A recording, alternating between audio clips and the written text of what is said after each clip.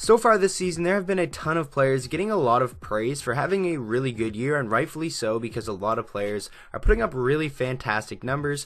But in today's video, I'm going to be talking about 5 players who I think are kind of flying under the radar and quietly having very, very good seasons. So with that being said, let's get right into the video. Starting off with Keith Yandle of the Florida Panthers. Now, Florida really underachieving this year, in my opinion. I mean, everyone, including myself, I'm pretty sure had them pegged to be that 4th team in the Atlantic Division to make the postseason, but they've really just been disappointing so far. And if they keep up on the pace they're at, they're not going to be anywhere near a playoff spot. But Keith Yandle, if he keeps up on the pace he's at, will post a career high in points, which is pretty remarkable. I believe he's 32 years old. Last year, 82 games played, 8 goals, 48 assists for 56 points.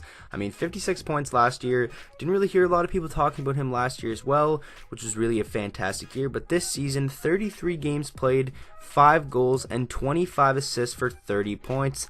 If he keeps up this pace, he's going to score around 70 points, which for Keith Yandle, that would be pretty exceptional. And I don't really hear many people talking about him. In my opinion, if I had to pick a defenseman right now to be quarterbacking a power play, maybe besides Morgan Riley, I would probably go with Keith Yandle, because he really is one of the best defensemen in the league at really running a power play. I mean, he leads the league in power play points with 21, Nikita Kucherov second with 20, so that just shows you how good this guy is offensively. And on this bad Florida Panthers team, he really has been a bright spot.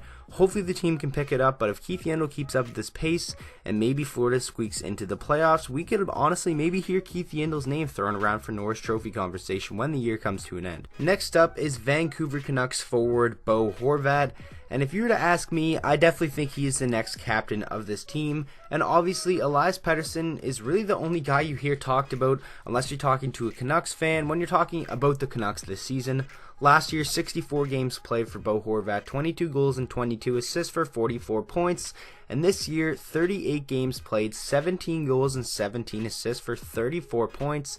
On a Canucks team that isn't very good, they're kind of middle of the pack. They're somewhat competitive, but they don't really have anything depth-wise behind their top 6. Obviously, people have been chipping in here and there. Jake Virtanen's a guy who I think I've been really impressed with this year, and he's been a bright spot for the Canucks. But most importantly, I think Bo Horvat is really rounding in perfectly to be that number 1 center on this team. Obviously, you have Elias Pettersson, who's going to be the guy that gets you the most points on this team. But in my opinion, their leader is Bo Horvat. Their team is going to go as far as he takes them. And I really do love how they acquired him. They got rid of Corey Schneider for Bo Horvat, who they eventually drafted with that pick. And you look at Corey Schneider now, hasn't won a game in almost a calendar year, which is pretty remarkable considering they've gotten a number 1 center, most likely the future captain of their team, from that trade. So Bo Horvat having a fantastic season, a very underrated player that many people don't talk about, but I can honestly see him putting up around 80 to 82 points this season. Next up, the other guy you guys saw in the thumbnail, Mark Scheifele of the Winnipeg Jets, the leader of this team, and he is having an unreal season, and I really don't hear many people talking about him, and that could be largely contributed to the fact that he plays on an absolutely stacked team. And honestly, I think that is one of the things that's going to keep him kind of out of the Hart Trophy conversation, just because usually guys that play on a really stacked team never usually win the Hart Trophy. Last year, you look at a guy like Taylor Hall, he really didn't have any help, and then obviously Connor McDavid is basically the only guy on that team besides Leon Draisaitl and Ryan Nugent-Hopkins.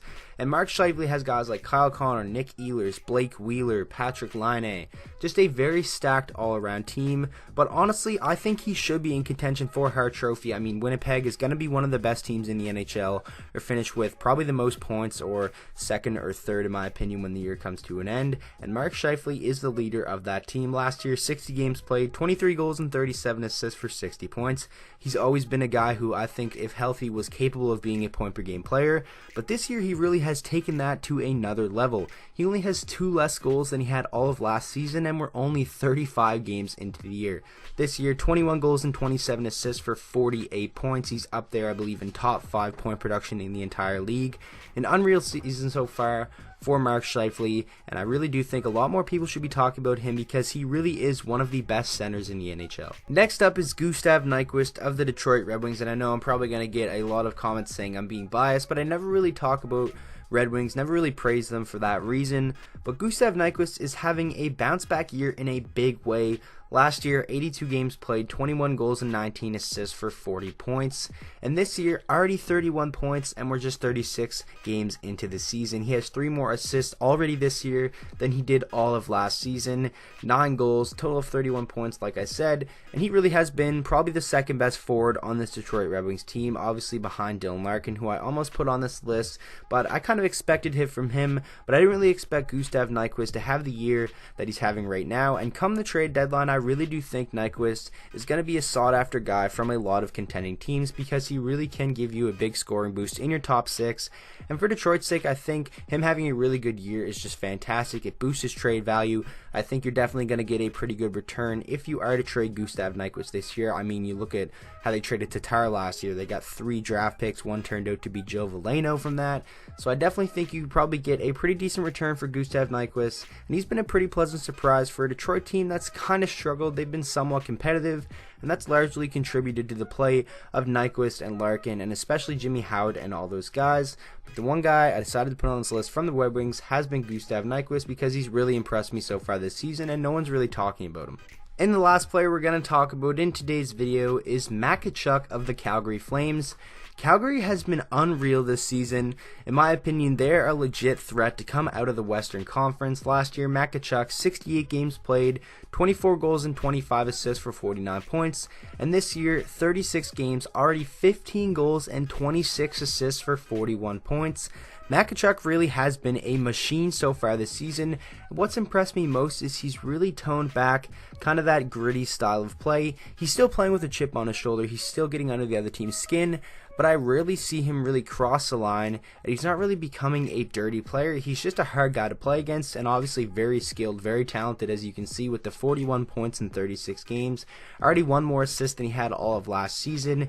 If Matt Tkachuk stays healthy all year and can be a guy to give you 85 to 90 points, that would be unreal for the Calgary Flames, because you still have guys like Johnny Gaudreau, Sean Monahan, and Elias Lindholm all tearing it up on that top line. And when you have a guy like Matt Tkachuk to kind of get some scoring and take pressure off those guys, that is really a huge help to a team and can definitely help you in the postseason. I think Matt Tkachuk is a perfect playoff type guy. Obviously, he plays with that, gritty style, like I said, and giving you points like this, a very pleasant surprise. We all knew he was talented, but I never really thought he'd be a guy to give you a point per game. But this year, he definitely has proved me wrong, and he's really been one of the best players on the Calgary Flames, who have been one of the best teams in the NHL. So that is going to wrap up the video. I really hope you guys did enjoy. Make sure to let me know down in the comment section who are some players that you think have been playing very well this season but aren't really getting talked about a lot or really getting the credit that they deserve. So with that being said, I hope you guys all enjoyed the video. If you did, please make sure to drop a like on it and subscribe to the channel for daily NHL content, and I will see you guys all in the next video.